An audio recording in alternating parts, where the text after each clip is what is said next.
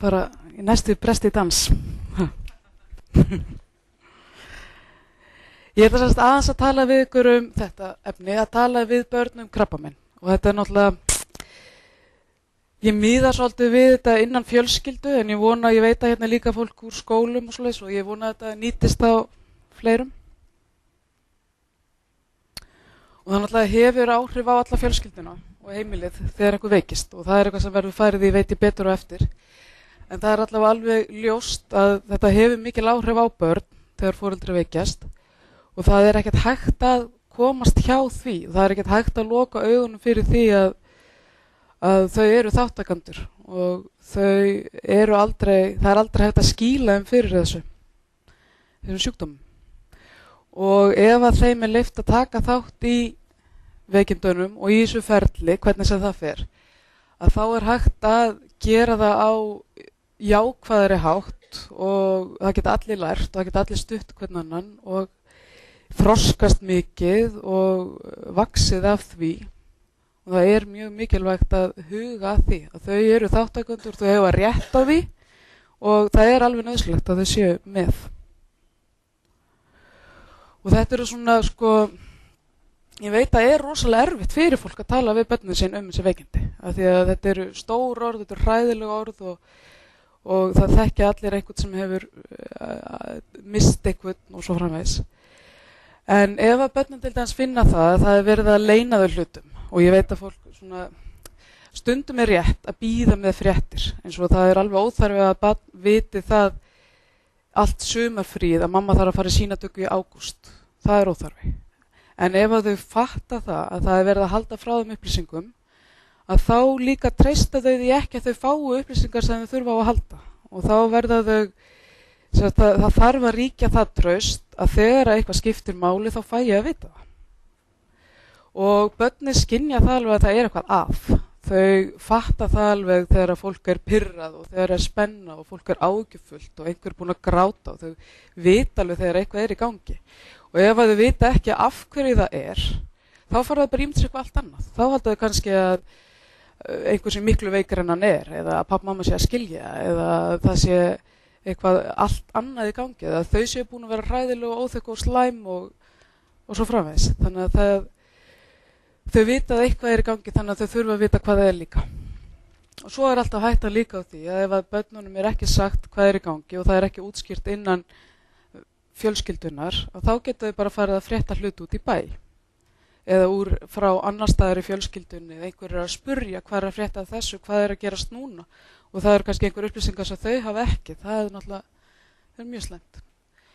Og svo eiga börnin mjög erfitt með að meta það sem þau sjá. Börnin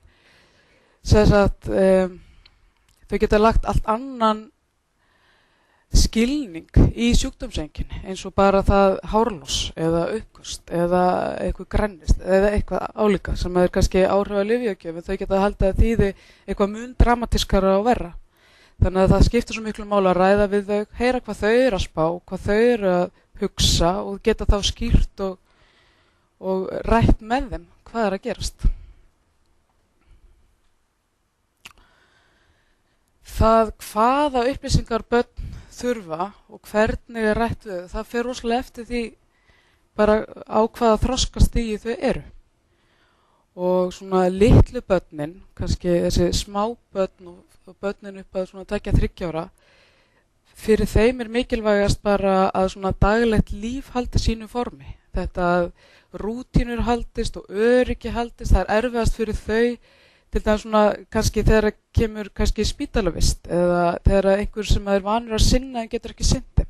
Svona daglegt líf og öryggi rútína, það það sem þau finna mest fyrir. Og þau skilja ekki sjúkdóm, þau skilja ekki þessi orð, þau vita ekkert hvað þetta inni felur. Leikskólabörnin svona 3-5 ára, þau eru rosalega sjálflæg eða egocentrisk, þar að þau skilja hlutin út frá sjálfum sér. Þau eru sjálfhverf bara í sinni hugsun. Og það þýðir að þau eru rosalega fljót að álykta að allt sem gerist hverfist þau. Að það sé þeim að kenna ef einhver veikur, af því að þau voru óþekk, eða þau voru ekki dugleg, eða því að þau óskuðu sér einhvers ljótt, eitthvað svona. Þau eru mjög fljót að taka ábyrgð og þau halda líka að þau beri ábyrgð á því hvort fólki batnar jafnvel. Ef að þau séu nógu dugleg þá getur þau einhvern veginn græjað og gert. Það er áríðandi til dæmis að brýna fyrir þessum litlu börnum að krabbamenni sé ekki smittandi. Því að þau eru vön því að þau ekki verið að skiptast á húum að því að það fer lús á milli eða kissa þá sem eru með hór og svo framvegis. Þannig að þau skilja ekkert munin á því sem smitast og smitast ekki. Það þarf að passa sig að tala svona einfalt mál við þessu börn. Það er hægt að tala við þau sko góðar og vondar frumur, eitthvað svona mjög einfalt, mjög bara einföldu mynd af öllu. Það er gott að undirbúa þau fyrir svona þær breytingar sem þau sjá, eins og segja þeim, þú veist, ef einhver er að fara að missa hárið, eða ef einhver þarf einhver hjálpartæki, eða einhver þarf að fara á spítala, segja þeim þetta svolítið jafn óðum, þannig að þetta komið ekki alveg í opna skjöldu, svona það sem þau sjá og skilja. Og af því að þau eru kannski ekkert orðin svona mjög málræn eða verbal, að þá líka ofta hjálpa þeim að tjá sig og það er oft gott að sitja bara og leika einhvern einfaldan leik eða teikna saman og svona þá frekar svona kemur eitthvað flæði heldur en að maður sest niður og nú ræðum við þessi veikindi. Það gengur ekki. Skólabörnin svona, þetta er náttúrulega rosalega stór aldurspil og þið verður bara, ég svona gefa ykkur kannski aðeins hugmynd, þannig að þið svona mátið ykkar börn inn í þetta. 6 til 12 ára þá eru krakkar orðnir miklu sveigjanlegri og þau skilja miklu meira. Þau geta skilið svona einfaldar útskýringar, en það er kannski ekki ástæða til þess að vera að segja þeim, sérstaklega ekki kannski yngri kantinum, eitthvað of nákvæmt, vera að gefa þeim einhver gildi eða eitthvað svoleiðis, af því að það ítir frekar undir kvíða eða óöryggi þegar það er að við vitum heldur aldrei allt. Þannig að þau skilja einfaldar útskýringar. Og þau eru líka oft svona áhyggjufull en bera sinn harm svolítið ein, því þau vilja heldur ekkert vera íþyngja þeim sem að þau vita að hafa líka áhyggjur. Þau vilja ofta ekkert spurja og eru svona kannski að reyna að harka af sér og vera dugleg. Og það er mikilvægt að bara fylgjast með krökkum á þessum aldri, fylgjast með hvort að þau sofa vel, hvort það er allt í lagi með matarlyst, eru þau að leika sér, allt í lagi með náminu og svona halda utan um þau og passa upp á svona strúktúruna umhverju kringu þau, ræða líka við kennara og ræða við þjálfara og ræða við svona, þarna eru þau farin að mynda mikil vinatengsl og farin að hanga oft heima hjá einhverjum öðrum krökkum og sérstaklega ef heimiliður eru þungt, ef það er mikið svona búið að sjúkra gera heimilið, þá kannski farið þau líka að flýja bara í það að vera mikið annars þar. Og þá er gott að það fólk viti og þær fjölskyldur sem er mikið tengsl við, skilji og viti og geti kannski haldið utan að þau með manni. Unglingarnir eru svona eiginlega svolítið í sér pakka, finnst mér. Ég allavega upplifið það mikið í mínu starfi að unglingar verða mjög utanveltu í veikindum. Þau eru bara svona þeirra þroska verkefni snúast það að aðgreina sig frá fjölskyldunni og þau eru tengdari eða svona verða oft mjög háð sínum vinahópum og eru svolítið svona að breikka bilið og ég hef bara séð það nokkuð oft að þau lenda svona á milli. Það er haldið utan um litlu börnin og þeir sem eru sko eldri systkini og svona fullorðna fólki í fjölskyldunni, það talar allt saman í jafningjagrundvelli en unglingarnir stundum bara tínast. Þau eru bara einhvers staðar í unglingavinnunni eða í vatnaskógi eða einhvers staðar og það gleymist ofta að halda þeim inn í lúpunni, hvað er að gerast og hvað er í gangi. Þau eiga það líka til að svona loka rækilega og skella hurðum og fara bara til sjoppu eða eitthvað svona, vil ekki ræða þetta. Og þau eru svona sko, þetta er erfiður aldur og þau eru að fást við náttúrulega gríðarleg þroskaverkefni sjálf en það þarf svona einhvern veginn að passa að gefa þeim rými í þessi þroskaverkefni en líka passa að þau séu tengda því að þetta er nú kannski eini staður þar sem að þau geta rætt þessi mál. Þú ferð ekkert út í sjoppu og ert að tala um veikindin heima og þau eiga ofta enga vini með sambærilega reynslu. Þannig að þau geta orðið opaslega ein í veikindunum, í sínum eftir töffaraskap eða gelgju og þá getur þau svona lent út á kanti.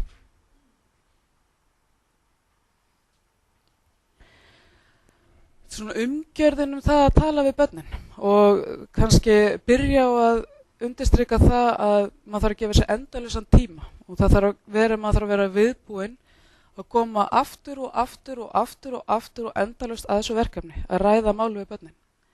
Og alltaf þegar þau hafa þörf og alltaf þegar þau spyrja, að þá þarf maður að vera tilbúinn að gefa þeim eitthvað svar. Ef að það hentar ekki á þessu augnabliki, sko í seríásrekkanum í Hagkaup að ræða málið, þá þarf maður að vera tilbúinn að segja, ok, við skulum tala þetta þegar við komum heim.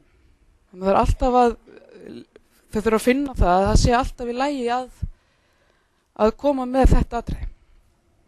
Best og sérstaklega náttúrulega þegar að vera að kynna þeim eitthvað nýtt eða einhverja breytingu í ferli að vera það sem helst heima og það sem barnið öruggt og því líður vel. Og ef það hægt að undirbúa hlutina þannig að maður viti að það verður engin truflun, það nógur tími, það engin pressa. Þegar maður ræðir við börn og sérstaklega náttúrulega yngri börnin að passa bara þetta, þau fá mikið öryggi út úr því að vera nálægt manni og maður snerti þau og það hjálpar þeim. Og vera í augnað, maður talar ekki svona niður til barns, maður sest með því eða situr með það. Það ef það hægt, að þá best að sá sem veikur segi börnunum sé með í því að segja frá. Eins og hægt stundum það ekki hægt, en þá bara að vera einhvern veginn viðstaddur eða það sé hægt að ræða síðan við það sem veikur. Það sko þó að börnin, maður segir þau að fá upplýsingarnar jafn óðum og þetta kemur allt í skömmtum og þau þurfa að fá skammtana svona svipað leit og við. Þá held ég líka að það sé gott að þegar fólk fær slæmarfréttir að aðeins að jafna sig fyrst. Gefa sér þann tíma að fólk hangi sjálft saman áður en fyrir ræði börnin sín. Af því að þó að við viljum að maður sé einlægur og tala sína tilfinningar, að þá heldur ekki gott að fólk sé algjörlega hrátt og brotni saman og get ekki stutt börnin. Þannig að þetta línudans. Þetta svona það sem að börnin þurfa að fá þessi svör sem að þau þurfa að fá strax. Það hvað að? Þú veist, þetta hvítblæði eða þetta brjóstakrabbi, hvar þetta? Hvað að fara að gerast? Verið að fara í lyf, verið að fara í einhvern uppskurð, einhver að fara að liggja á spítala, hvaða breytingar með barnið sjá og hvaða áhrif hefur þetta á líf þitt sem barn. Þýðir þetta núna að það einhver annar að fara að sækja þig í skólan eða þýðir þetta að þú ert að fara að gista hjá afa ömmu eða hvað að fara að gerast.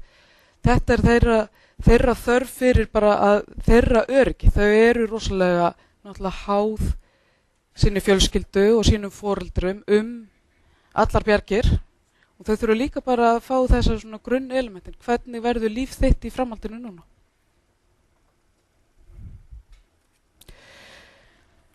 Það þarf að halda þessum samskiptum opnum og börn virka þannig að þau svona, og sérstaklega yngri börn, að þau kannski detta svona inn og út.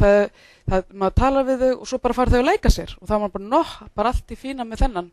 Frábært, en þau þurfa að fá næði til að koma aftur og aftur. Þess að þau hlusta og svo fara þau að leika sér og svo hugsa þau og svo þurfa þau að fá tíma til að koma aftur. Og maður þarf alltaf að vera tilbúin að ræða málið aftur og aftur. Og krabbamein nú yfirleitt þannig sjúkdómur, eða þannig sjúkdómar, eða þannig ferli að þetta gerist í einhverjum skrefum og skömmtum. Og börnin þurfa svolítið að fylgjast með, þau þurfa að fá þetta svona jafn óðum.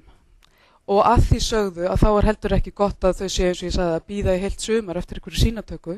Heldur svona þegar þetta að fara að hafa áhrif á líf þeirra þá fáu þau að fylgjast með.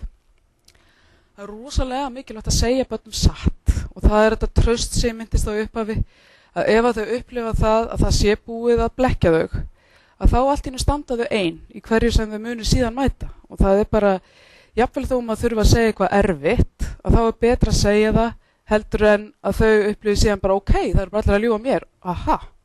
Þannig að maður frekar segir get ekki svaraði núna eða ég veit ekki eða ég vona að þetta verði í lagi en ég get ekki lofa neinu eða við erum að reyna okkar besta en við vitum ekki hvernig fer og svo framvegis, maður verður bara neyðast að segja satt.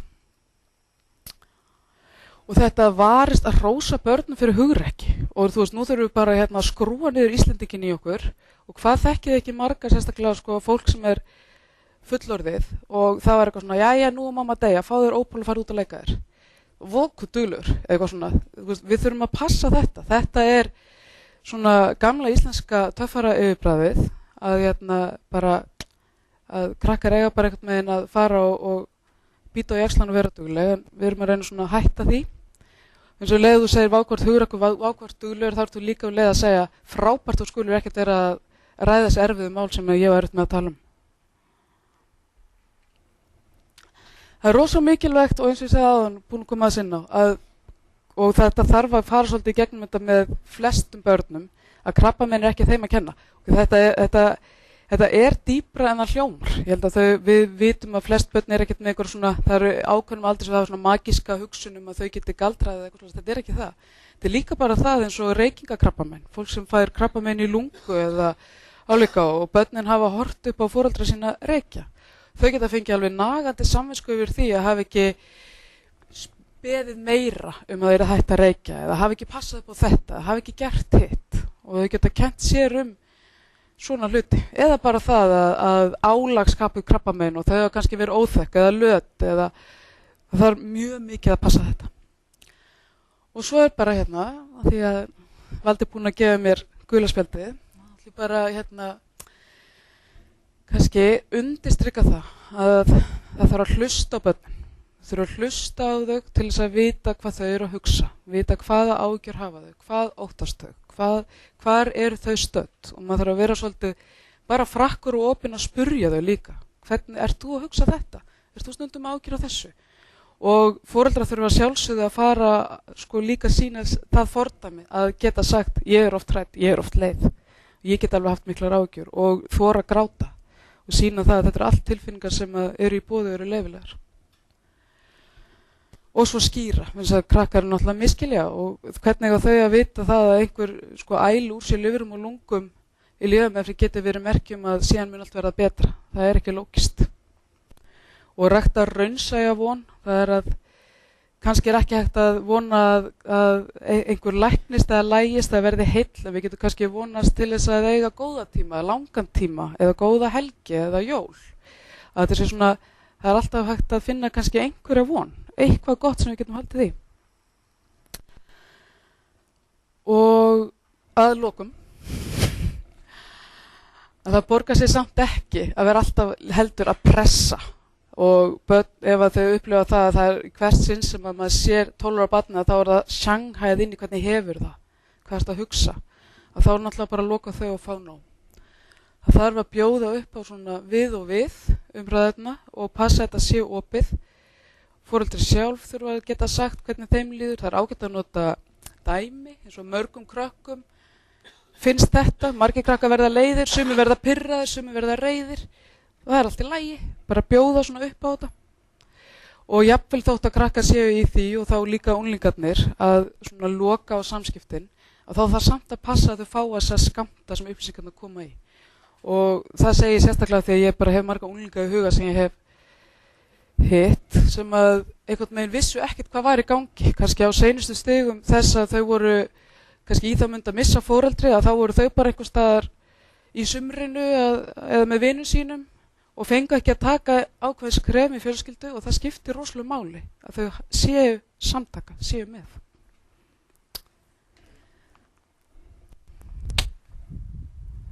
Fínt. Ok, takk fyrir mig.